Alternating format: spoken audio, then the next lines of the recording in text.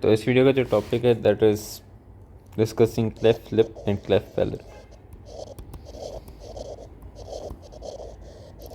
ठीक है, अब क्लेफ्ट लिप को पहले डिस्कस करते हैं, देन क्लेफ्ट पैलेट को डिस्कस करेंगे।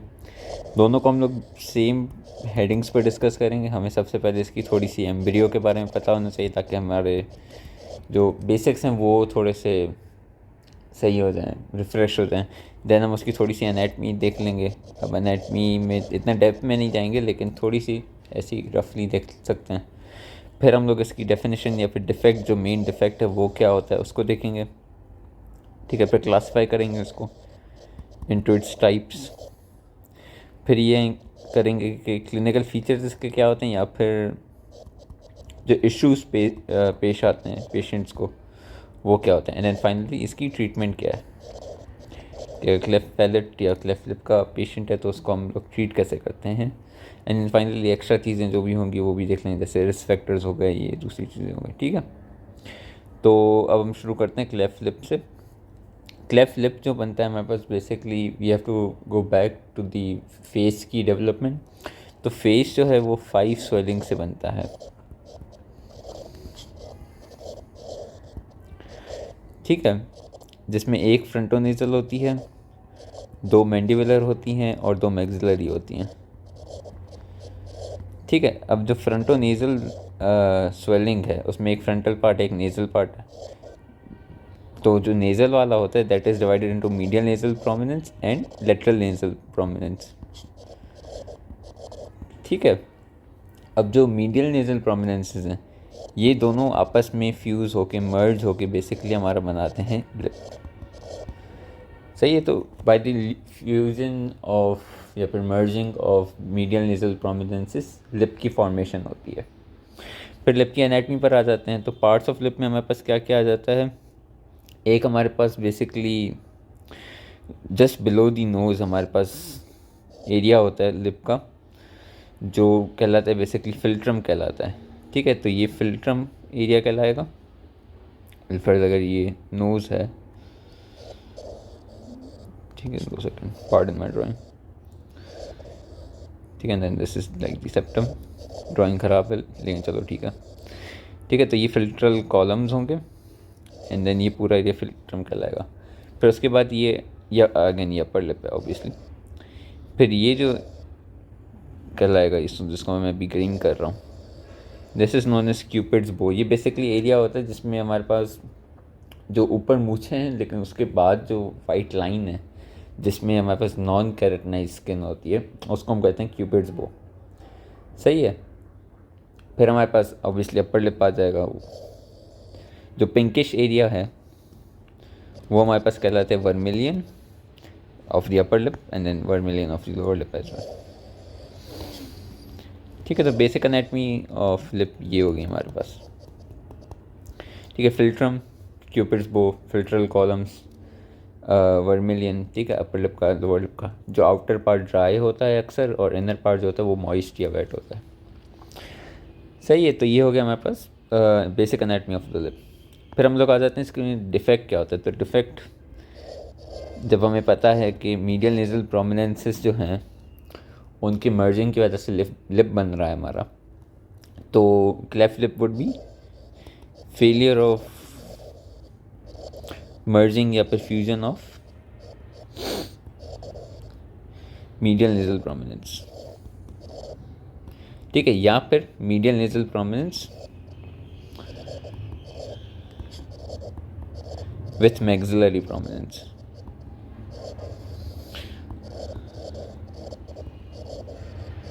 सही है, अब ये कैसे है ये मैं फिर इसके टाइप्स में बताऊंगा। होता यूँ कि अब टाइप्स पर आ जाते हैं हम लोग। टाइप्स में क्या है कि इसके पास या तो हमारे पास जो है यूनिलैटरली भी ये हो सकता है बिल्कुल अराउंड दिस एरिया जैसे फिल्ट्रम वगैरह से नीजली बिल फोल्ड तक ऐसे करके हो। ठीक है, बायलैटरली भी हो सकता है दोनों साइड पे, या फिर ये मीडियान भी हो सकता है।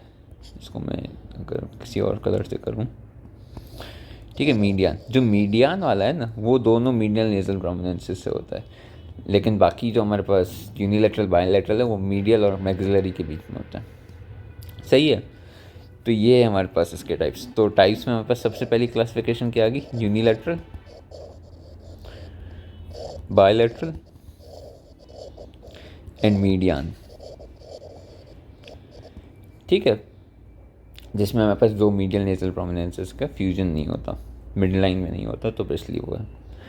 फिर इसके अलावा हमारे पास और भी एक और क्लासिफिकेशन आ जाती है जिसमें हमारे पास होता है कंप्लीट, जिसमें नेजल फ्लोर की इन्वॉल्वमेंट होती है।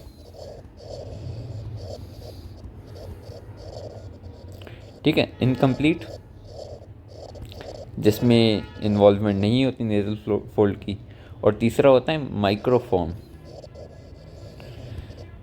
ठीक है, माइक्रोफॉर्म क्या है, इसमें बेसिकली ऑलमोस्ट हर चीज़ इंटैक्ट होगी, बस एक स्कार सा बना हुआ होगा।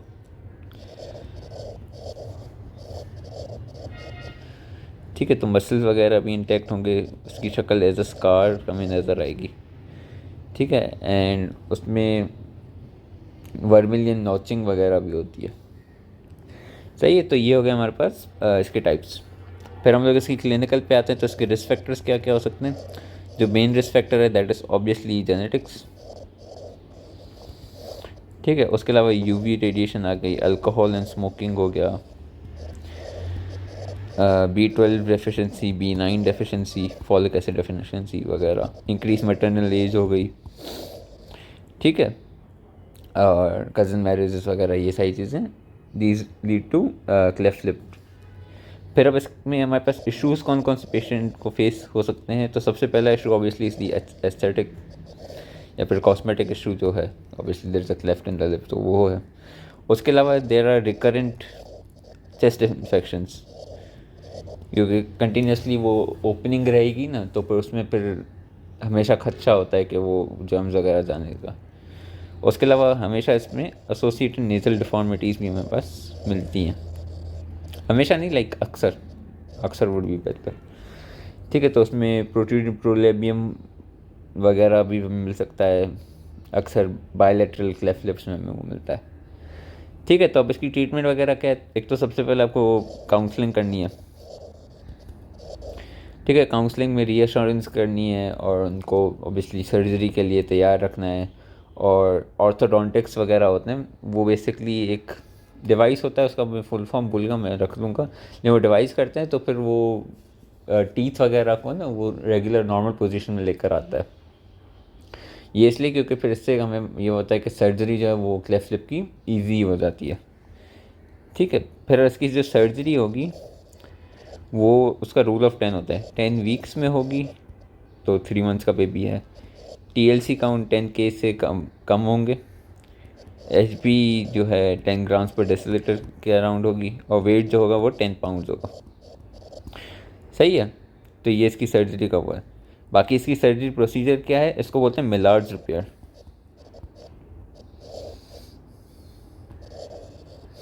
ठीक है, कीलोप्लास्टी होती है, उसमें स्पेसिफिक जो प्रोसीजर है वो मिलार्ड्स रिपेयर है। इसकी वीडियो देख लेना अगर मिल जाए। लेकिन बेसिकली क्या होता है कि बिल्फर्स अगर ये क्लेफ्ट लिप है, तो एक क्लेफ्ट लिप जो होता है ना, वो क्लेफ्ट लिप में बेसिकली फ्यूजन नहीं हो रही ना, तो बिल्फर्स ये एक साइड है, ये अपर लिप है बिल्फर्स। चलो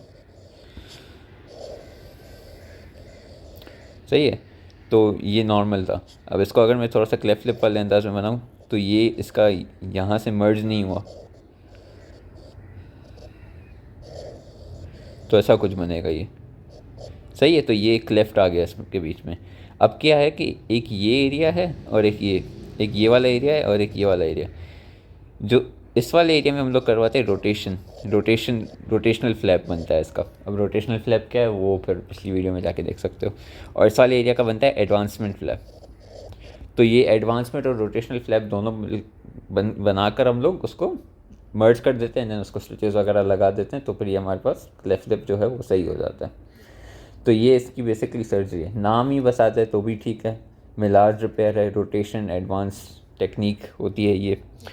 तो वो बेसिकली कीलोप्लास्टी हम लोग करते हैं इन क्लेफ्ट लिप। ठीक है, तो दिस इज़ ऑल फॉर। अब हम लोग जिक्र करते हैं क्लेफ्ट पैलेट का। क्लेफ्ट पैलेट में जो है हमारे पास सबसे पहले इसकी एम्ब्रियोलॉजी को देख लेते हैं। तो एम्ब्रियो में हमें इसका क्या होता है कि पैलेटाइन प्रोसेस होता है, ठीक है, palatine processes of maxillary prominence, ये बनाते हैं हमारे पास पैलेट, ठीक है। और ये मिड लाइन में आकर इंटरमैक्सिलरी सेगमेंट बेसिकली होता है, उससे जाकर ये मिल जाते हैं। तो दो पैलेटाइन प्रोसेसेस होते हैं और ये दोनों मिलकर इंटरमैक्सिलरी सेगमेंट में मिड लाइन में होता है, उससे मिल जाते हैं, तो फिर ये पूरा पैलेट बनता है। फिर पैलेट के दो होते हैं टाइप्स, एक होता है प्राइमरी पैलेट जो एंटीरियरली होता है, ठीक है, जिसमें अक्सर लिप का थोड़ा सा हिस्सा आ जाता है, इंसाइजर वगैरह वाला, और हार्ड पैलेट का हिस्सा आ जाता है, ठीक है, hard palate anterior to incisor foramen, ठीक है। एंड देन सेकेंडरी पैलेट होता है हमारा जो बेसिकली इंसाइजर फोरामेन से पीछे,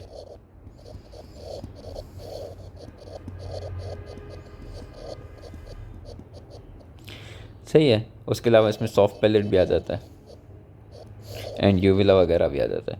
सॉफ्ट पैलेट में फिर 5 मसल्स हैं, ये याद रखने की ज़रूरत नहीं, बस इसमें से 2 इंपॉर्टेंट, टेंसर वेलाई पैलेटिनी और लेवेटर वेलाई पैलेटिनी। उसके अलावा भी अगर देखना चाहो तो पैलेटोफेरेंजियस होता है, पैलेटोग्लॉसस होता है, palatoglossus and palatopharyngeus, and then finally muscularis uvulae. याद रखने की ज़रूरत नहीं, बस ये ऐसे ही बता रहा हूँ। लेकिन यूजुअली जो हमारे पास मसला आता है ना, वो इन दोनों में आता है। ये दोनों बेसिकली ऐसे सर्कुलर रास्ते में आकर दोनों आपस में मिले हुए होते हैं, लेकिन अगर क्लेफ्ट पैलेट हो जाते हैं तो फिर ये दोनों लॉन्गिट्यूडनल अरेंजमेंट हो जाती है इनकी, तो फिर ये फंक्शनल इनका लॉस हो जाता है इन क्लेफ्ट पैलेट्स, ठीक है। तो ये चीज़ याद रखने की है थोड़ी, कि जो मेन इशू आता है वो बेसिकली इनके टेंसर वेला और लेवेटर वेला पैलेटिनी में आता है। अब हम आ जाते हैं इसके टाइप्स पे, क्लासीफाई कर देते हैं हमारे पास उनको, what's it called, cleft palate को। तो सबसे पहले तो यूनिलैटरल एंड बायलैटरल है,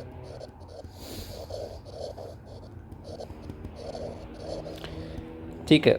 उसके अलावा हमारे पास आ जाते हैं एक और इसका स्पेसिफिक टाइप होता है, वैसे तो कंप्लीट और इनकम्प्लीट भी है, कंप्लीट एंड इनकम्प्लीट। वही अगेन नेजल फ्लोर को इन्वॉल्व कर रहा है, नहीं कर रहा, कंप्लीट कब हो गया। उसके अलावा इसका स्पेसिफिक एक और टाइप होता है, जैसे उधर माइक्रोफोल्ड है, इधर होता है सब म्यूकस क्लेफ्ट पैलेट। इसमें क्या होगा कि जो ओवरलाइंग म्यूकोजा है ना वो इंटैक्ट होगी, लेकिन पीछे जो मसल वगैरह है उन सब में मसला होगा। तो उसमें ये हमें मिलेगा बेसिकली स्पीच प्रॉब्लम के साथ मिलेगा। 3 to 5 ईयर ओल्ड जो बच्चा आएगा वो स्पीच प्रॉब्लम के साथ आएगा।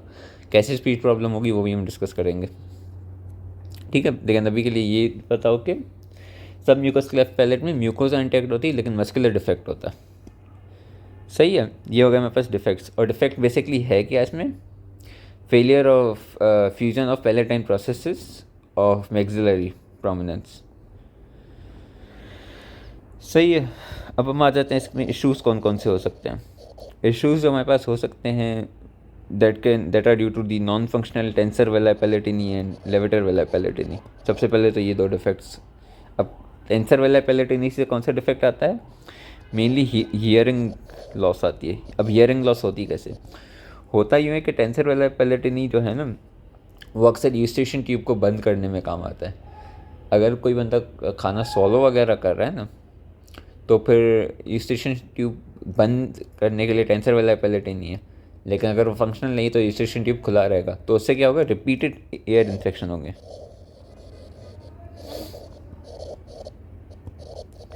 ठीक है। रिपीटेड एयर इन्फेक्शन हो गए फिर वो और बढ़ सकते हैं, फिर वो और बढ़ेंगे तो फिर वो हियरिंग लॉस वगैरह करवा सकते हैं, ठीक है।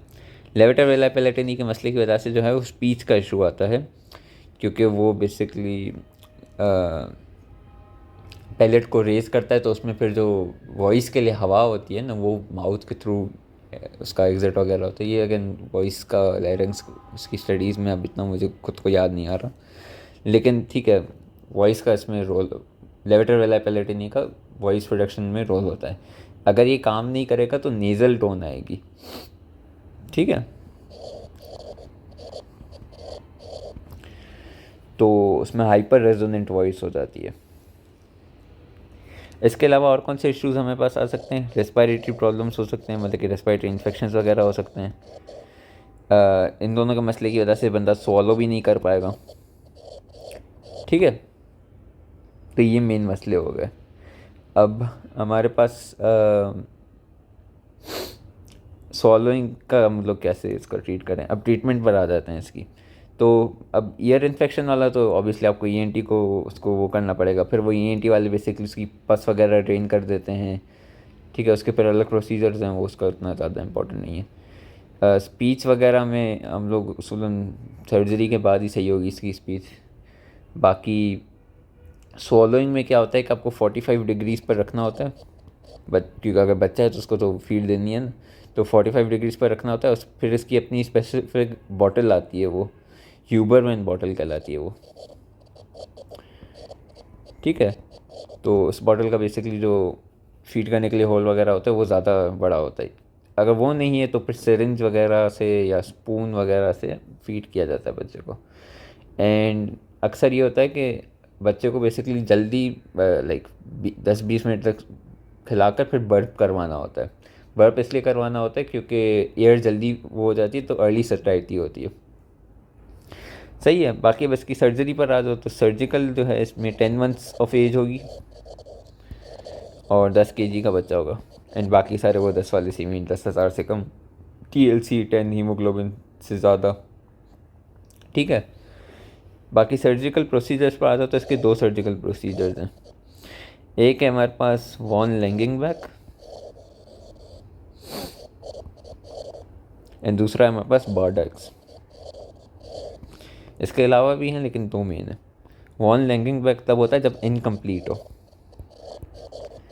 इनकम्प्लीट मतलब कि शुरू से लेकर एंड तक कम्प्लीटली ना हो तब। इसमें हमारे पास क्या होता है कि बिल्कुल ये पैलेट है,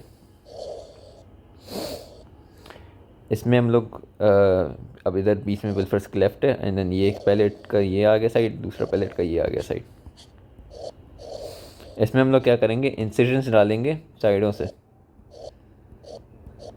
ठीक है। और ये पूरा पैलेट का मास वगैरह है, और फिर इधर से बेसिकली एडवांसमेंट कर देते हैं एंड देन इसको कवर कर देते हैं, ठीक है। तो फिर ये बेसिकली क्लेफ्ट जो है वो उसका वो हो जाता है, सही हो जाता है, लाइक डिफॉर्मिटी जो डिफेक्ट है वो सही हो जाता है। फिर हमारे पास आता है Bardach's procedure which is almost similar, बस एक चीज़ का फ़र्क है, वो फिर मैं फ़र्क भी बताता हूँ। बार्डेक्स प्रोसीजर में ये होता है कि हमारे पास ये ऐसे है, इंसिजन हम लोग बेसिकली ऐसे देते हैं बार्डेक्स प्रोसीजर में, एंड देन वही सेम चीज़ होगी एंड इसको फिर बेसिकली दोनों को मिला देंगे।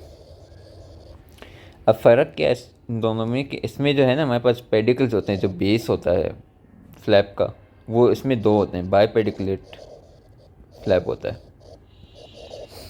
और इसमें जो होता है इसमें यूनी पेडिकुलेट होता है। यूनी इसलिए होता है क्योंकि ये अक्सर कंप्लीट क्लेफ्ट पैलेट के लिए होता है, तो उसमें हमें ज़्यादा मोबिलिटी चाहिए होती है। जो वॉन लैंगिंगबैक है वो इनकम्प्लीट के लिए होता है क्योंकि उसमें इतनी मोबिलिटी नहीं चाहिए होती है, इसलिए तो हम लोग उसको बाय पेडिकुलेट फ्लैप के लिए रखते हैं, ठीक है। ये करने के बाद हम लोग इसमें इनमें कर देते हैं इंटरवेलर वीलोप्लास्टी,